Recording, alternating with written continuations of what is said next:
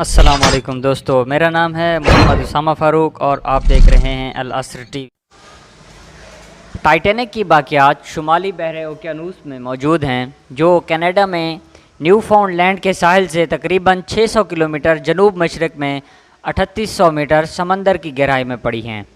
اس کی باقیات کو دو حصوں میں تقسیم کیا گیا ہے: جہاز کی کمان یعنی اگلا حصہ اور سٹرن یعنی پچھلا حصہ۔ ملبے کا ایک بڑا حصہ اس جہاز کے دونوں حصوں کو گھیرے ہوئے ہے۔ یہ باقیات Grand Bank of Newfoundland کی جانب میں ٹائٹینک کینین کے نام سے جانے والے ایک علاقے میں ہیں۔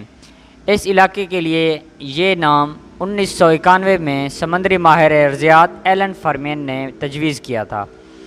اپنے وقت میں ٹائٹینک دنیا کا سب سے بڑا مسافر بردار جہاز تھا، تاہم 1912 میں اپنے پہلے ہی سفر میں 14 اور 15 اپریل کی درمیانی شب یہ دیو ہیکل بحری جہاز برطانیہ کے شہر ساؤتھ مپٹن میں نیو یارک کی جانب جاتے ہوئے ایک برفانی تودے سے ٹکرانے کے بعد ڈوب گیا۔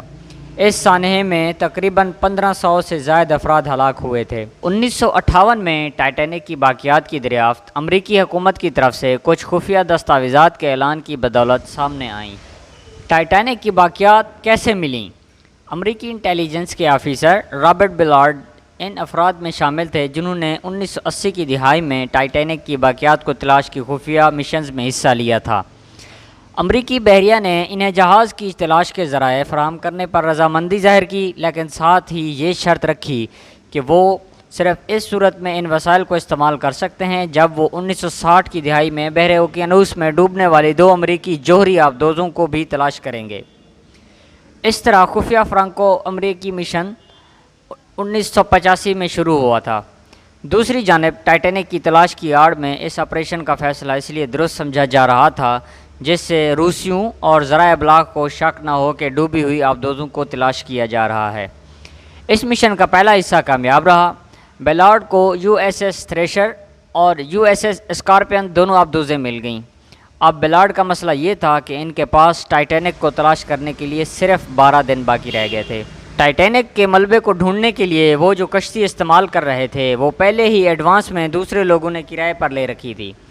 بالآخر اسکارپین کو تلاش کرنے کے تجربے کے ساتھ ہی بلارڈ نے 2021 میں بی بی سی کے ساتھ ایک انٹرویو میں اس وقت کو یاد کرتے ہوئے کہا تھا کہ جب انہوں نے جہاز کا ملبہ دیکھا تو ایک لمحے ان کے اندر خوشی کی لہر دوڑ گئی، لیکن دوسرے ہی لمحے ان کی خوشی تاسف میں بدل گئی۔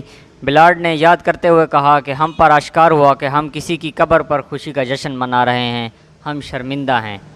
جی تو العصر کے معزز دوستو، یہ تھی ہماری آج کی ویڈیو۔ اس حوالے سے آپ کی رائے کیا ہے کمنٹ سیکشن میں ہمارے ساتھ شیئر ضرور کیجیے گا۔ انشاءاللہ آپ سے ملاقات ہوگی اگلی ویڈیو میں، تب تک کے لیے اپنا خیال رکھیے گا۔ اللہ نگہبان۔